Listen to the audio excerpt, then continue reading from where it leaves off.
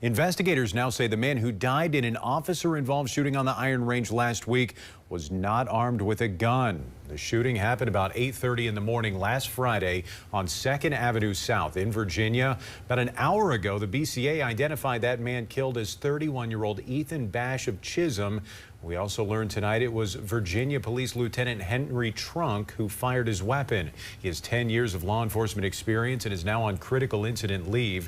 When Virginia police first described what happened hours after the incident, their police chief said officers responded to a report of a man pacing back and forth wearing a ski mask and waving around what appeared to be a gun.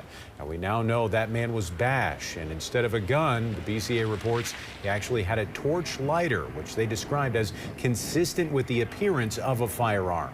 Virginia police said Bash ignored officers' commands to drop what they believed at the time to be a handgun and then pointed it at officers. That's when Trunk fired his weapon, hitting Bash, who ultimately died.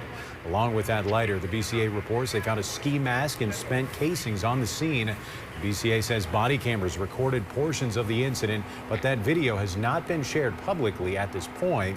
BCA is still investigating. Once that is finished, they're going to hand over their findings to the St. Louis County Attorney's Office, which will eventually decide if the lieutenant's use of force was justified.